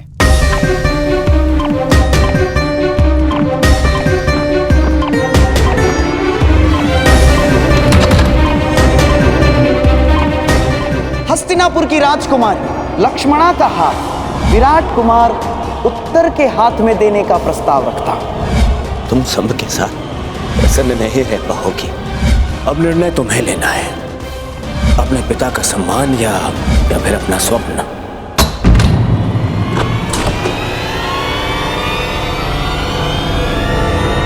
कौन है वहां? अरे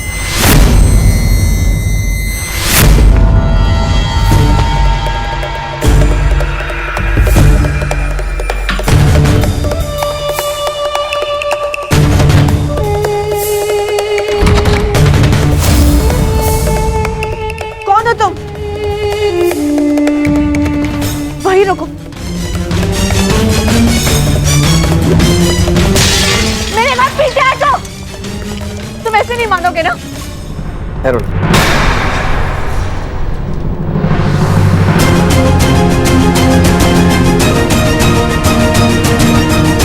रिश्ते, तुम यहाँ क्या कर रहे हो?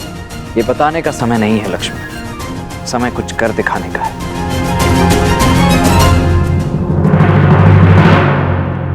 ठहरिए वीरों, विवाह के शुभ अवसर को रक्त रंजित मत कीजिए। आप दोनों ही मेरे होने वाले समधी हैं। मैं आपसे विनती करता हूं, कृपया शांत हो जाइए। विराट राज उचित कह रहे हैं दुर्योधन। तुम सभी अपने अपने शस्त्र नीचे करो। ये पहले सोचना था पितामह, पहले सोचना चाहिए था।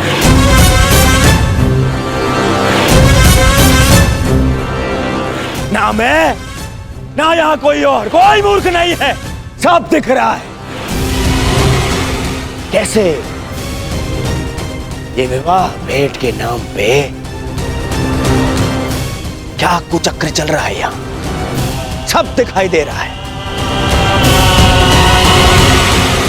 सत्यवचन दुर्योधन, मैं तो भली भांति ये भी जानता हूं कि ये किसके संकेत पर हो रहा है।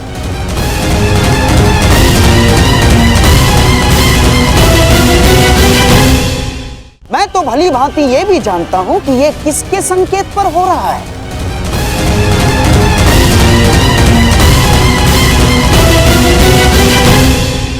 मुझे ये विराट राज से ऐसी आशा नहीं थी पितामह, नहीं थी ऐसी आशा।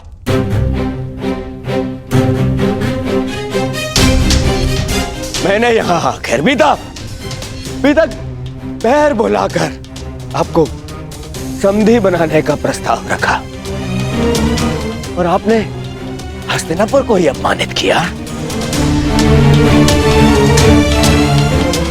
यदि आपकी पुत्री का विवाह इस अर्जुन के पुत्र से हो रहा है तो मेरी पुत्री का विवाह भी आपके पुत्र से हो रहा है। फिर इनका सम्मान और हमारा अपमान, ऐसा क्यों विराट राज, क्यों ऐसा? यदि आपको ऐसा अनुभव हो रहा है तो मैं आपसे क्षमा चाहता हूं कुमार दुर्योधन, परंतु सत्य में मुझे समझ में नहीं आ रहा मैंने किस प्रकार आपका अपमान किया। हिमाश्री, मैं आपको समझाता हूं विराट राज। यहाँ आपकी पुत्री और जामाता के विवाह पर उपहार नहीं दिए जा रहे हैं ना, बल्कि शक्ति का प्रदर्शन करके हमें नीचा दिखाया जा रहा है, नीचा। बताइए, क्या यह अपमान नहीं है?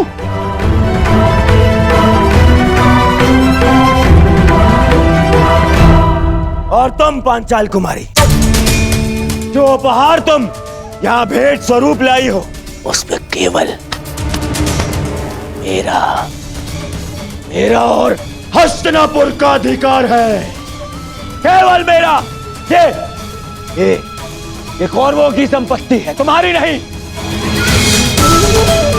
क्योंकि मित्रकर्ण मेरे आवाहन पे दिग्विजय प्रयाण के समय तुम्हारे पिता को पराजित किया था, पांचाल को पराजित किया था।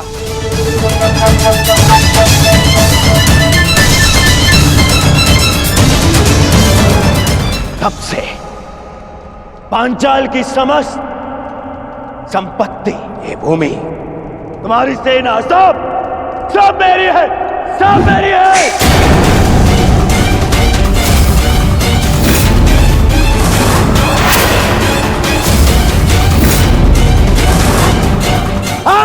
क्यों की है?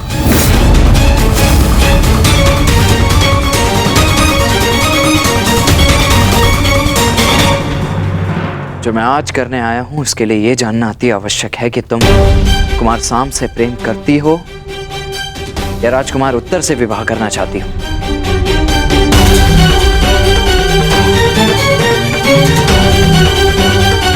इस प्रश्न का उत्तर मैं कुमार सांप को पहले ही दे चुकी हूँ। मुझे इस विषय में कोई बात नहीं करनी। मैं तुमसे विनती करती हूँ वृषसेन, चले जाओ यहाँ से। मुझे समारोह के लिए तैयार होना है। कहाँ? उस विवाह के लिए जिसके लिए ना तुम्हारा हृदय और ना ही तुम्हारी आत्मा अनुमति देती है। और ऐसा किसने कहा तुम्हें? सांब ने। सांब ने कहा। तुम्हारे ये कहने के पश्चात भी कि तुम उसका मुख तक नहीं देखना चाहती, तो तुम्हारे हृदय की बात समझ गया कि तुम्हारे मन में आज भी वही, उसके अतिरिक्त तुम किसी और को अपना पति स्वीकार नहीं कर सकती।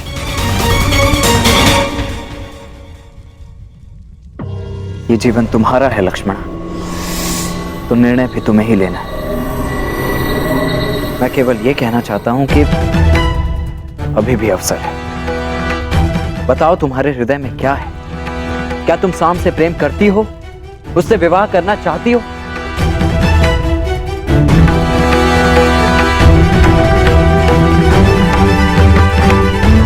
सदा अपने हृदय की बात सुनना और अपने निर्णय का सम्मान करना। अपने जीवन से जुड़े किसी भी निर्णय के कभी किसी और पर निर्भर मत होना। बताओ लक्ष्मणा, ये अंतिम अवसर है।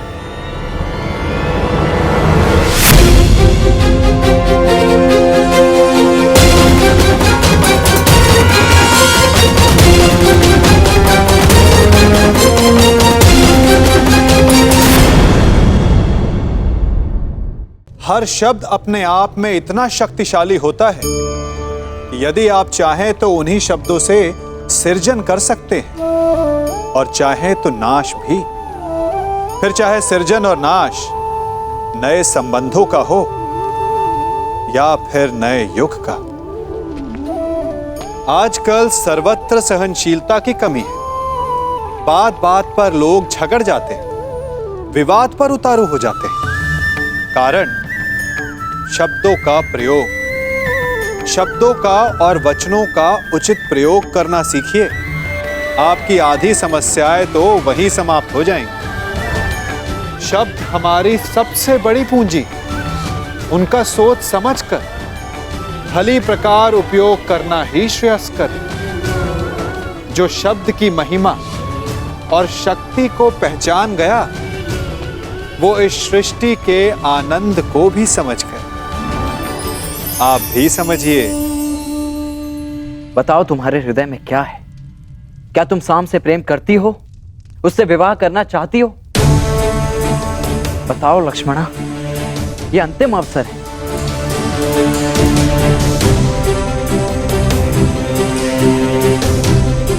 मुझे मेरा उत्तर मिल गया।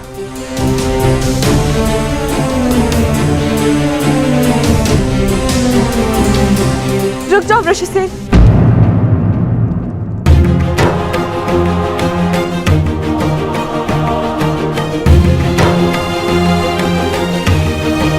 सांप ने बिल्कुल ठीक कहा वृषसेन। मैं केवल उन्हीं से विवाह करना चाहती हूँ, केवल उन्हीं के साथ अपना जीवन व्यतीत करना चाहती हूँ। परंतु जब वो मेरी मनोदशा समझ ही गए थे, तो मुझे छोड़ के गए ही क्यों? बाहर देखो।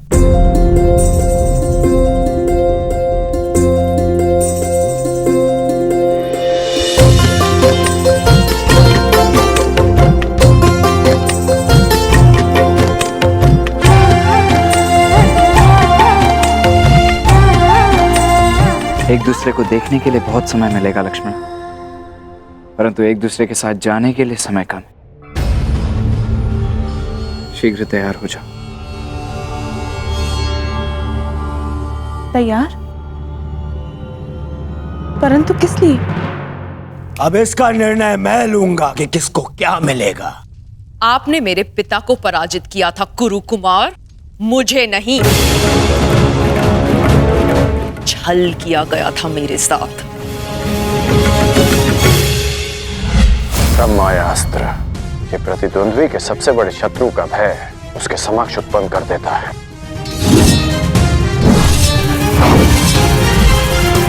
ब्रह्म का उपयोग करके मुझे युद्ध से वंचित किया गया और युद्ध का ये नियम है, जो पराजित नहीं वो अधीन नहीं। इसलिए ये भेंट देने का मुझे अधिकार है। पांचाल की यही नीति है। मैं तुम्हें चुनौती देता हूं, स्वीकार करो। अभी इसी क्षण इसी सभा में ये निर्णय हो जाएगा कि कौन किसको पराजित कर सकता है।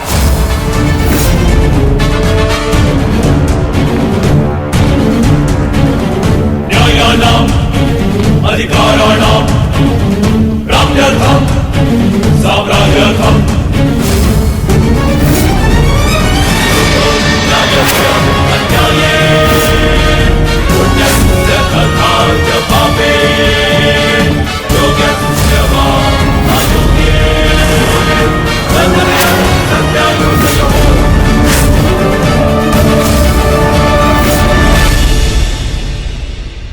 मैंने तुम्हें पहले ही चेतावनी दी थी अंगराज, विवाह के समारोह में कोई भी विकट परिस्थिति उत्पन्न हुई तो उसका परिणाम भी विकट ही होगा। मैंने भी चेताया था, मैं यहाँ केवल अतिथि बनकर आया हूँ, परंतु परिस्थिति उत्पन्न हुई तो उत्तर अवश्य मिलेगा।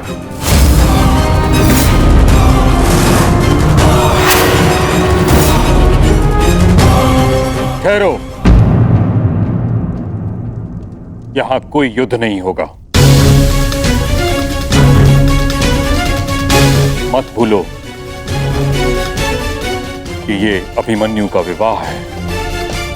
भीम, अर्जुन, कम से कम तुमसे मुझे ये आशा नहीं थी।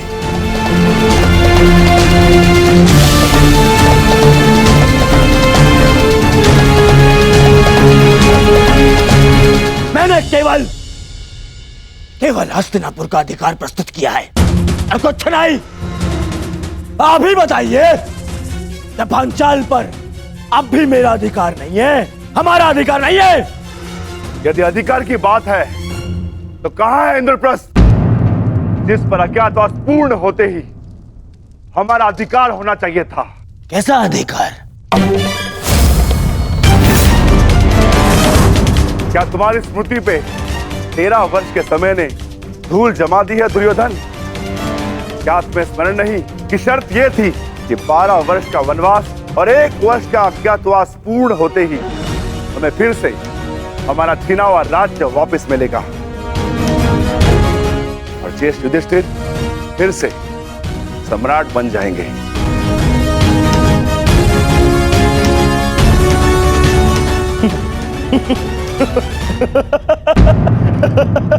मामा श्री, आपने सुना विक्रोधर भीम ने क्या कहा है? अधिकार। मेरी स्मृति पर कोई धूल नहीं जमी है विक्रोधर, परंतु तुम्हारी अवश्य प्रखर हो गई है।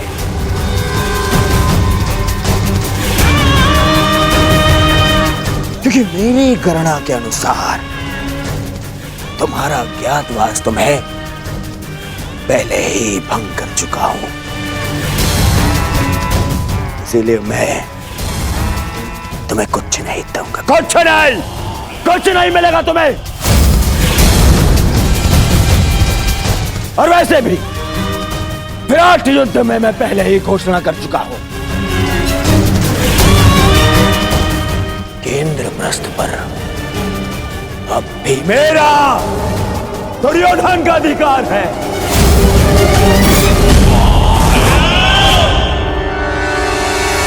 इसलिए तुम्हें कुछ नहीं मिलेगा। जो करना है कर लो, जाओ। अरे कोई जाओ इस बड़बोले को भोजन कराओ। पेट भरा ना होना तो प्रलाप करने लगता है। जाओ भोजन करके आओ, जाओ। बस दुर्योधन, अब मेरा पेट तेरे लहू से भरेगा।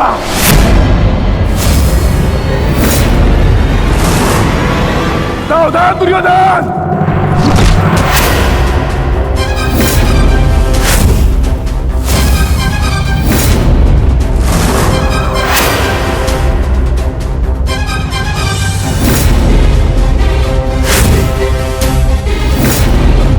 मैं भूल गया था, योद्धा से पहले प्रहार सहने उसकी ठार आती है।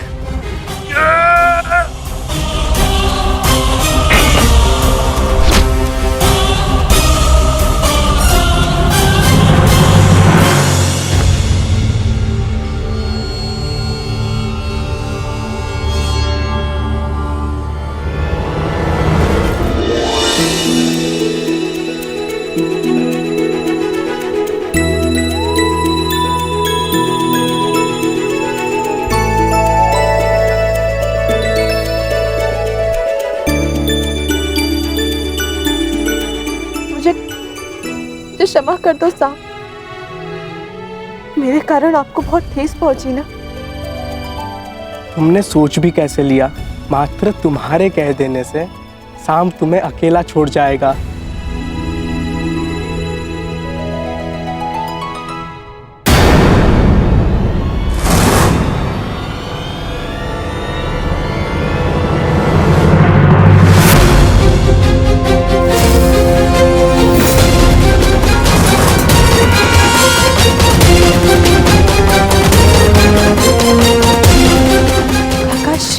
लक्ष्मणा, अपने कक्ष में जाओ।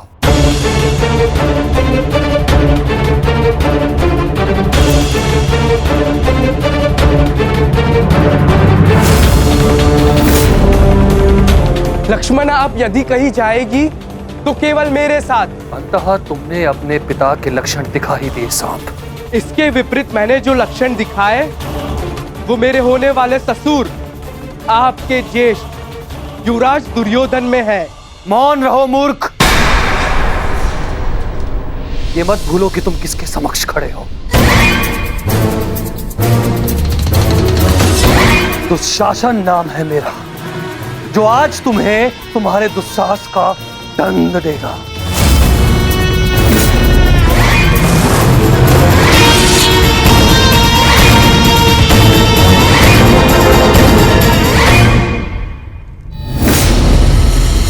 श्रेयस्कर यही होगा, तुम इस प्रकरण से बाहर रहो कर्ण।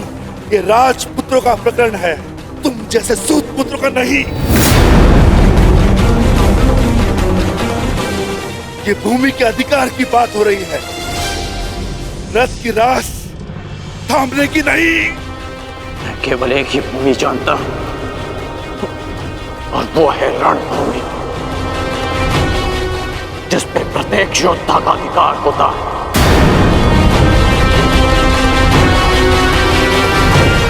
चाहे तुम जैसा भगोड़ा राजपुत्र हो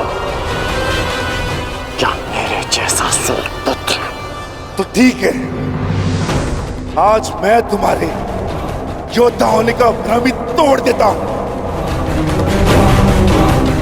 देखो तो सही, रथ की रास थामने वाले हाथ कितनी देर तक मेरे समक्ष अस्त्र थामे रह सकते हैं।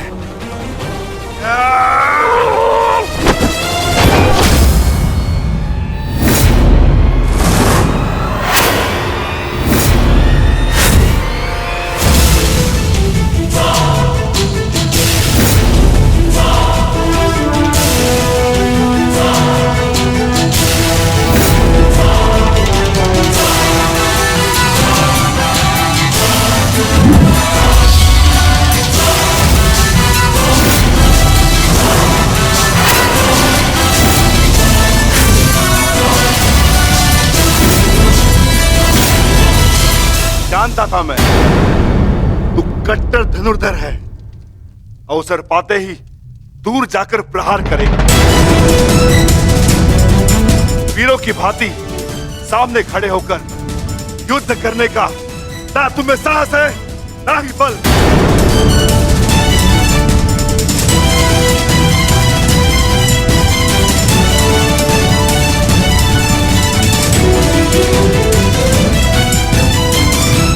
अपने बल और साहस का परिचय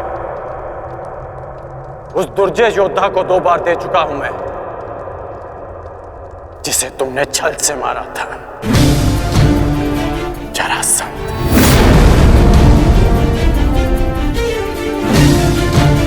क्यों ना आज तुम्हें भी जरासंध का स्मरण करा दूं।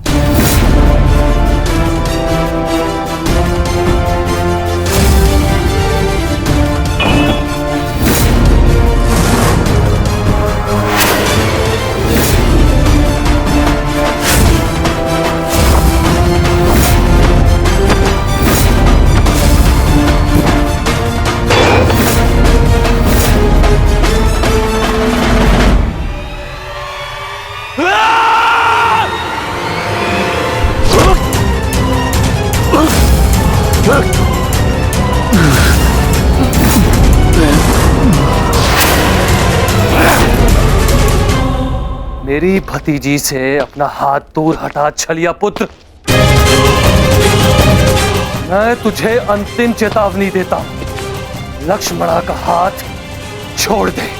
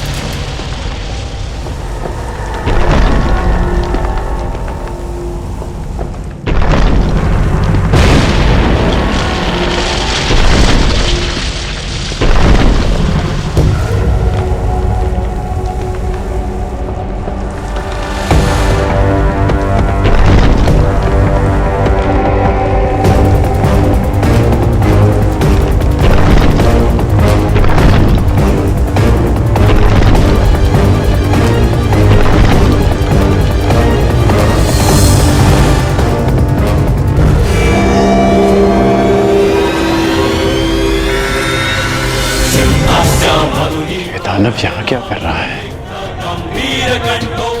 कौन है ये?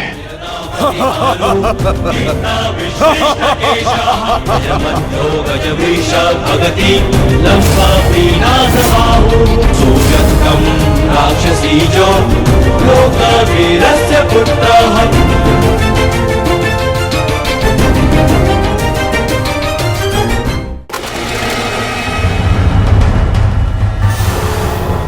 तुम दोनों अभी तक यहीं हो? अब यहाँ से निकल पाना बिल्कुल संभव नहीं होगा। यहाँ हर द्वार पर विराट नगर के सैनिक हैं और उनके ठीक पश्चात हस्तिनापुर की सेना। अब यहाँ से छिपकर जाने का कोई मार्ग नहीं है। तब तो केवल एक ही मार्ग शेष है, हमें सबके मध्य से निकलना है।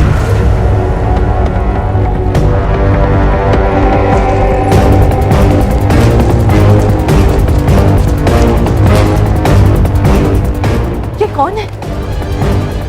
जो भी हो, वरदान इस समय हमारे लिए है। सब इसमें व्यस्त है, रुको मत, चलती रहो।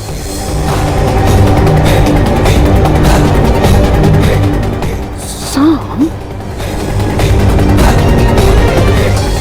लक्ष्मणा अर्थात पंछी दाना चूक गया।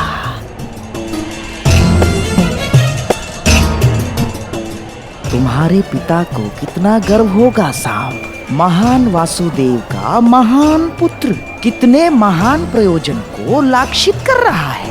बस शीघ्रता से निकलना मूर्ख। तुम ना इस सभा में आमंत्रित हो और ना ही युद्ध में तुम्हारा आवाहन किया गया है। तुम हमारे मध्य आने वाले मूर्ख कौन हो तुम? मैं महाबली वीर भीम और माता हिडिंबा का पुत्र घटोत्कच हूँ।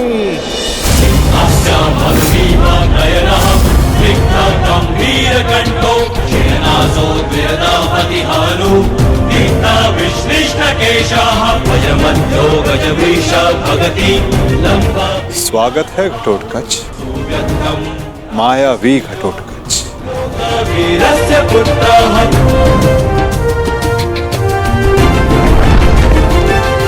मेरे पिता पर शस्त्र उठाकर तूने भूल ही नहीं अपराध किया है। अब उसका दंड भुगतने के लिए तत्पर हो जाओ। मैं तुम्हें क्षति नहीं पहुंचाना चाहता भीमपुत्र। ये द्वंद्व मेरे और तुम्हारे पिता के मध्य है, तुम इससे दूर रहो। कैसे दूर रहूं अंगराज? मेरी समस्या ये मेरा विशाल शरीर है जो इतना बड़ा है मैं कहीं भी चला जाऊं पर दूर नहीं रह सकता।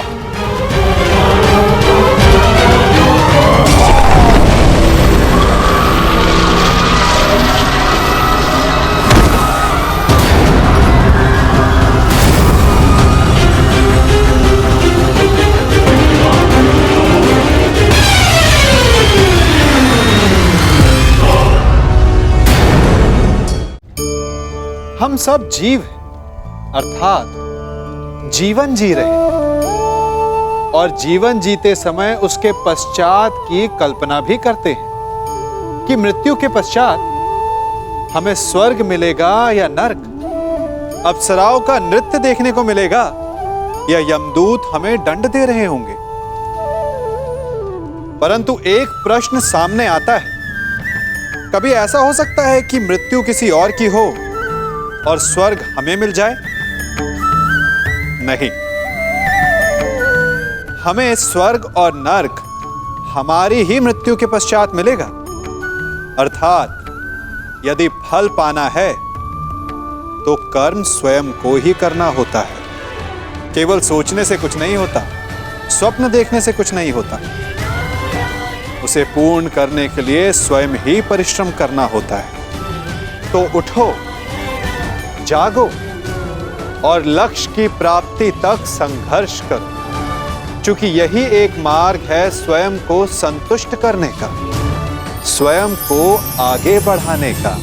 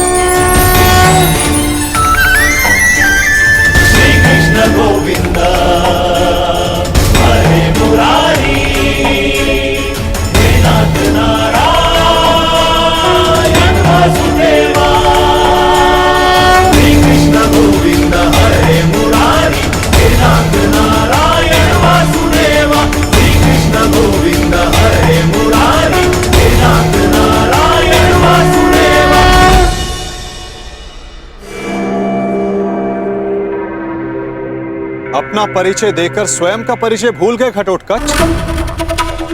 तुम भीम के पुत्र हो, एक पांडव पुत्र हो, जो अपनों से बड़ों की उपस्थिति में शस्त्र क्या दृष्टि तक नहीं उठाकर देखते। तुम जिस कुल से हो, उसकी मर्यादा और रीति का सम्मान करो। तुम ये मत भूलो घटोत्कच कि तुम यहां अपने भ्राता के विवाह समारोह में आए हो, ना कि किसी युद्ध में। क्षमा चाहता हूं वासुदेव। और अंगराज तुम, ये तो बालक है, परंतु तुम तो बुद्धिमान हो। तुम ये कैसे भूल गए कि ये कोई रणभूमि नहीं,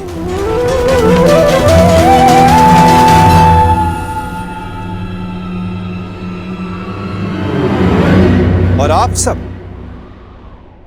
सब एक अतिथि और अतिथि की मर्यादा कैसे भूल गए?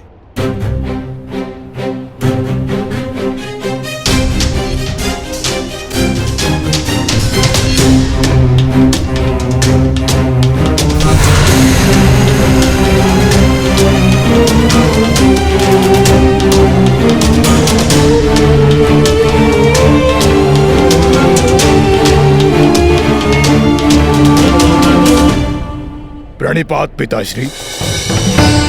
आयुष्मान भव पुत्र। स्वागत है पुत्र, तुम्हें देखकर प्रसन्नता हुई।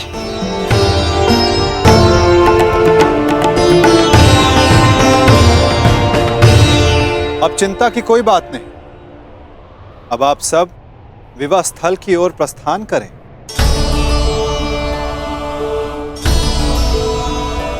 आओ पुत्र। अभी तो समझा ही था, कहां चला गया वो?